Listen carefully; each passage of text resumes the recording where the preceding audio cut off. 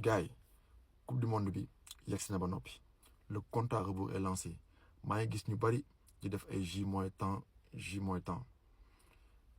en tout cas ñun suñu premier match Sénégal-France le 16 juin inchallah à l'instant où je vous parle il reste que 29 jours et encore une fois en l'instant T on n'a pas de défense centrale certaine te loolu man jàpp naa ni c'est pas du tout normal après nag c'est pas forcément de notre faute hein c'est pas de notre faute à 100%, c'est des concours de circonstances qui nous ont amenés à cette situation et il va falloir inventer ou en tout cas créer, chercher des solutions très rapidement. Je m'explique un peu techniquement. En tout cas, ñi nga xam ne bëgg nañu football xam nañu football laay waxal. Je parle sans émotion. Je parle au foot et aux amoureux de l'équipe nationale du Sénégal. Man li may wax dara taxul ma wax ko du link du xaritoo du quoi que ce soit bëgg sama réew bëgg équipe nationale moo tax ma koy wax et c'est pour l'intérêt du pays, c'est pour l'intérêt de la nation, c'est pour l'intérêt de l'équipe. Ben défenseur bu central bu certain bu rassurant la ñu am mooy Moussa Niakhaté qui est excellent avec son club l'Olympique Lyonnais depuis 1 an. C'est un incontournable. Ki ci topp kan la Kalidou Koulibaly depuis quelque temps son club, en l'occurrence son coach, nous fait comprendre que il a une blessure bizarre, une blessure qu'on n'arrive pas à diagnostiquer comme il faut. Donc, vous ne doutez pas qu'à 1 mois de la compète, que Kalidou Koulibaly, c'est quasi acté que du dem. Et même sous demain, il ne sera pas à 100%, il n'aura pas de rythme, donc il ne jouera pas. Ma jàll ci Kalidou Koulibaly, toujours dans la lancée des joueurs qui ont été à la CAN. Damay dem ci CAN, 3e défenseur bi, Mamadou Sarr la. Mamadou Sarr, on est tous au courant de son sort. Son coach, Yann Senior, quand il quittait Strasbourg, Senior l'a amené à Chelsea avec lui. C'était pas une bonne idée, c'était une très mauvaise idée. Certains s'en doutaient parce qu'il était sur une bonne dynamique avec son club, du Racing Club de Strasbourg. Il l'a amené à Chelsea, il ne joue plus. Ces derniers matchs remontent quasiment des 2 confrontations Sénégal-Pérou,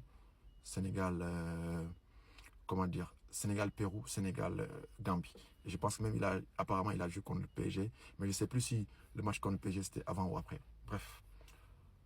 Donc Mamadou Sarr, amul rythme. On ne peut pas compter sur lui, en tout cas pas d'entrée de jeu pour un match de couperet, un match aussi important que Sénégal-France. Donc Mamadou Sarr, presque out. Ku ci topp kan la Abdoulaye Seck. Donc Abdoulaye Seck, parce qu'on l'avait amené à la CAN. Abdoulaye Seck, depuis plusieurs mois, son club d'Israël, Maccabi Haïfa, je pense, c'est Maccabi Haïfa, ne joue plus. Club de football tout, donc mon football tout. Et de surcroît, son club veut se séparer de lui. Donc, est-ce qu'un défenseur qui, à l'instant où je vous parle, a un statut pareil, mérite d'aller à la Coupe du Monde ou doit aller à la Coupe du Monde? Franchement parlant, encore une fois, je ne parle pas pour campagner le corps. Non, je parle juste foot. Je parle sportif. On reste sur le cadre du sportif. Je l'aime bien ce gars, ce défenseur en plus. Je l'aime bien parce que c'est un bonhomme. Alors, après, quand moi je suis top, pour nous demander quand Malang Sarr, moi je suis top. Malang Sarr, l'erreur que Pape Thiaw a faite, moi, le fait de ne pas l'avoir sélectionné si date FIFA est au mois de mars contre Pérou et Gambie. Pape Thiaw, pour le coup, sélectionné, polémique bi jeex une bonne fois pour toutes. Parce que Sénégalais ñu bëri ci émotion la ñuy demee, émotion sentiment. Sénégal gars yi ñu ci bëri football bi ñi ci wax ak xel bëriwuñ. Am na mais du ñëpp maa ngi tut. Gars yi la plupart du temps ñi nekk ci réseau yi di commentaire dañuy xëlu duñu xelu. Te football xel nga ciy waxee soo koy def xel nga koy defee soo ciy wax xel nga ciy waxee mais pas émotion pas xol. Non. Les Sénégalais veulent pas pardonner à Malang Sarr ce qu'ils ont pardonné à Mbaye Niang, ce qu'ils ont pardonné à Bouna Sarr, ce qu'ils ont pardonné à Nampalys Mendy, parce que qui il n'a pas fait pire. L'autre, c'est un autre débat. À l'instant où T égale 0, à l'instant T, mon mérite tous les défenseurs centraux qui sont sélectionnables. Je vous rappelle que Malang Sarr fait partie de l'équipe type de la saison en Ligue 1, championnat dans lequel évolue Moussa Niakhaté. Donc, il a été meilleur que Moussa Niakhaté selon ses pairs cette saison, alors que Moussa Niakhaté a été excellent. Donc, Malang Sarr mérite sa place les yeux fermés dans cette sélection. On a besoin de lui.